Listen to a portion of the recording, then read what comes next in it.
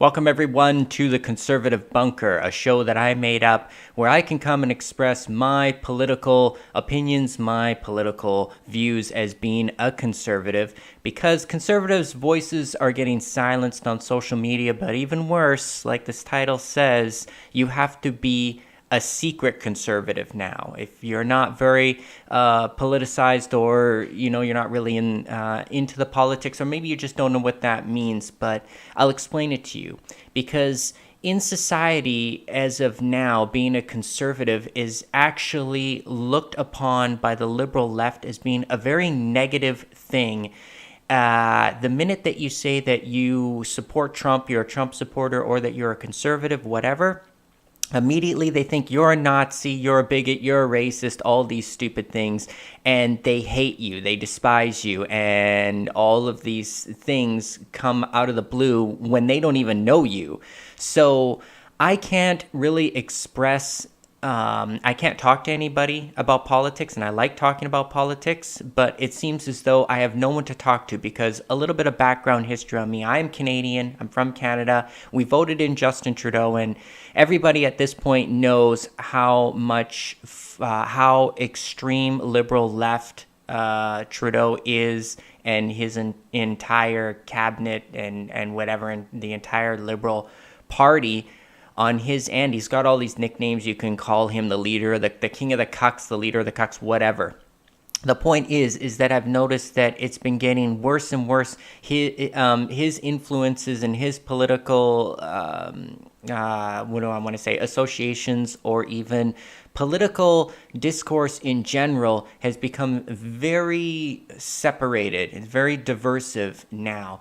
So immediately, when you want to talk about anything that has to do with politics, especially here in Canada, I'm surrounded by libertarians, liberals, and I can't talk to any of them about anything, because right away they are going to crucify you. They're going to burn you at the stake the minute that you say that you're a conservative or that you even support Trump in any way.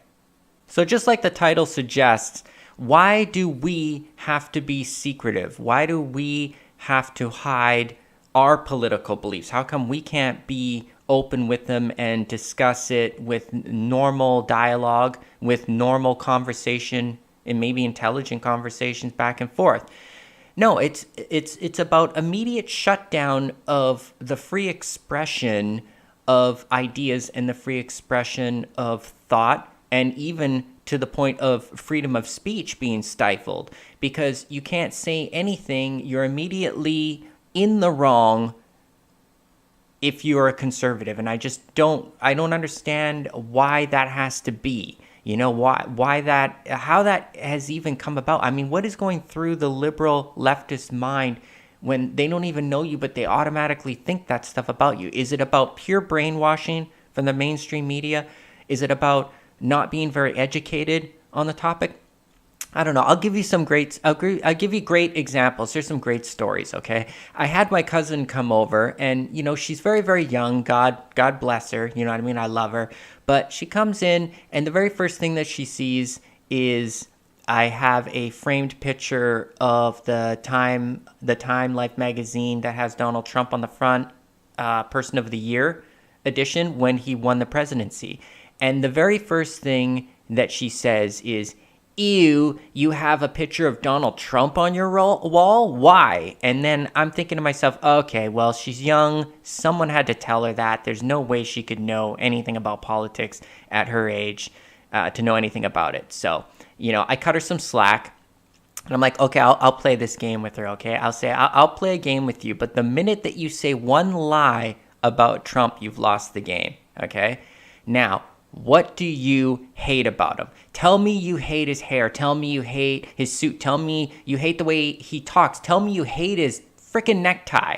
But don't tell me a lie, or else you've lost, okay? Go.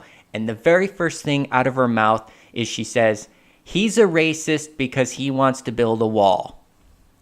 You just lost the game, girl. You lost right away on the very first answer. I even gave you some great prime examples that would have made you pass. But that is not even a 0. You got a -1 out of the score. I mean, if you look at any type of sports like hockey, soccer, whatever, it's like impossible to get -1. She actually got -1 out of the score, because the first thing she said is, he's a racist. All right, I don't know how many times, how many people have to say that is a very silly. I don't want to use the word ridiculous. I'm trying to expand my vocabulary more than what people have already said, but it's lunacy to say something like that. It's completely not true, completely fabricated, like no proof behind it whatsoever. And then the second thing that you say is, he wants to build a wall. Well, that's what gives you the negative score, because that building a wall has nothing to do with being racist. There are borders everywhere, all over the world. You're never going to live in a world that doesn't have countries, that doesn't have borders, that doesn't have walls. Do you have a fence? Do you have a crappy fence that's falling down? Do you want to rebuild a better fence? Same thing, pretty much. Do you have a door on your house? You know, why don't you open it and just let all the strangers just come in? You know what I mean? It's the same as open borders of what you want. You see how it doesn't. You want to know who's coming into your house before it comes into your house. It's the exact same thing as going over the border. We've explained these things as conservatives forever.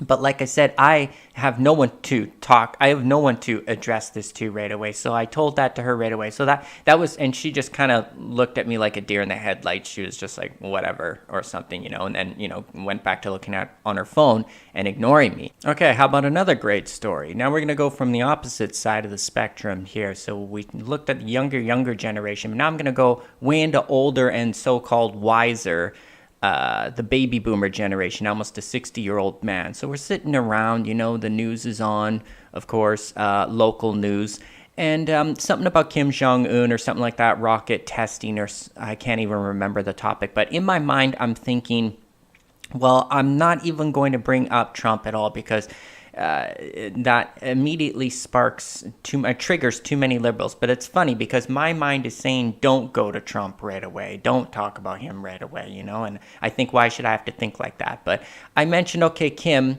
it should be safe to talk about him, and I was mentioning something about dictatorships, what if, or something like that. And what's funny is his mind automatically went back to Trump.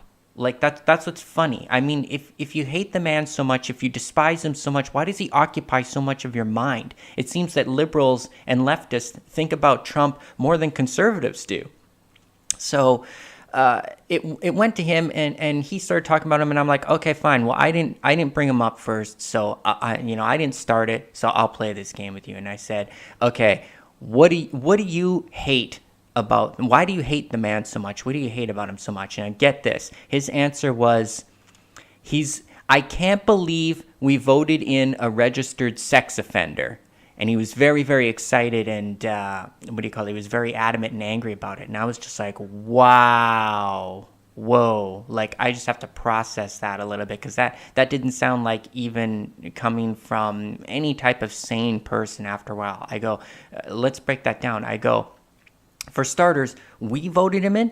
We're Canadian. We didn't vote in anybody, for starters, like number one. And then you could see his brain kind of glitching out, like, oh, that does not compute, and you can see sparks coming out of his ears. That glitched him right out. And then I said, he's a registered sex offender. That's a pretty serious offense to just all of a sudden title somebody with, that is so ludicrously fabricated, I don't even know where to begin. I go, why do you think that he's a registered sex offender? Because I have to say, why do you think that he is? Because in reality, he's the furthest thing. He is not. And then he goes, well, didn't you listen to that tape? And I'm like, oh my God, we're going back to the tape again. That one that was like 12, 13 years ago, on a microphone that he didn't even know he was being recorded between two grown-ass men, that recording. And I said to myself, well, that doesn't make somebody a registered, that's not a registered sex offender. Where is your brain? So I said, well, do you even know what he even said in that tape? because I know it word for word. I've heard it 100 times, and he just goes, "Well, no, and I'm like, "Well, I'll tell you exactly what he said. He said they like it. That's what's funny. That's the part that's always excluded from that conversation all the time. They like it. It's okay when it's consensual." Some women like that. Hello, like it's not news. You know what I mean? It's like it's not news, but it's not a new thing. What, like you're saying, what, sex is ugly? Oh, sex is this evil thing we shouldn't be doing. We shouldn't, be producing babies at all or anything, or whatever. It's always like it manifests itself into some kind of, like, Trump is running around just grabbing women and groping strange women on the street or something. I don't know how it even gets to that point. Like, if women say yes and they like it, I don't see a problem with it, and most human beings with a regular brain in their head don't see a problem with it either. So anyway, he gets all angry about that, and he turns from almost a 60-year-old man to a 5-year-old brat in record timing, and actually pulls a temper tantrum, storms out of there, and slams the door on his way out. And I'm like, whoa. I'm like, I don't really know how to process something like that. I was just thinking, I guess there goes another one, you know what I mean? Like, can't have any conversation with it without turning into absolute lies about him. Like I said, if you hate him, tell me something that you hate about him that's the truth. Don't just spew out lie after lie after lie after lie, because I don't even care who you're talking about at that point. It could be Donald Trump. It could be whoever. I don't care. If you're just spewing rumored lies or whatever you've heard on the mainstream media, your credibility is just gone whoof out the door.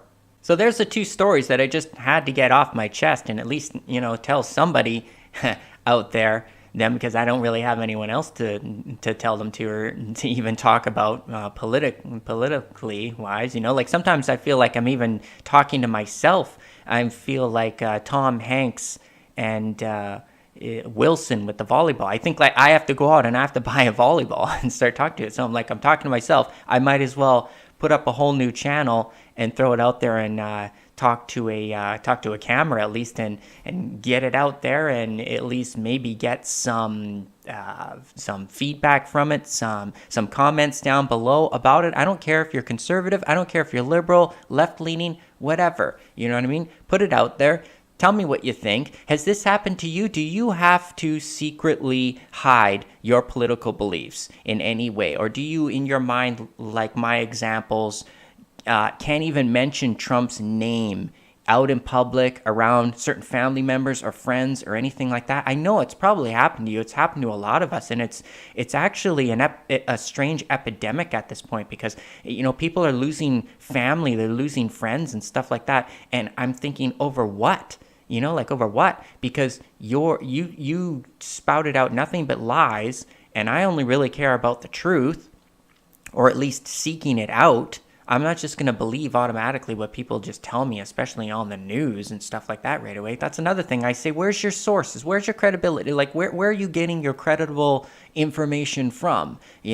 Like the radio, CNN, NBC, ABC, like seriously, you have to have been told this stuff. If you actually just take the time and do a little research yourself, you'll find out that it's all wrong, that it's all lies. Or maybe you just don't really want to know. You just want to believe. You want to manifest this ugly Hitler-esque type leader that Donald Trump is supposed to be. In your mind, you want him to be this monster. And the more that you think about it, that maybe it might come true, you might be able to magically manifest that into reality. It's crazy. It's absolutely crazy. My mind doesn't work that way. I almost have to, in public, pretend like I am a liberal or even think about it. And in my mind, that disgusts me, because that's not freedom. That's mind slavery is what that is. So Tell me about it. Talk about it. That is what this channel is here for. That's why I created it. I feel very good about it. You get it off your chest. You get it out there. You know what I mean? And you talk to it. It's about talking back and forth. It's not about just slashing the conversation immediately and saying, you're a bigot, you're a racist, you're a Nazi, what are you? We're not going to listen to anything that you have to say. And get that the hell out of here. So that's it for now. This is the Conservative Bunker, and I'll see you guys next episode.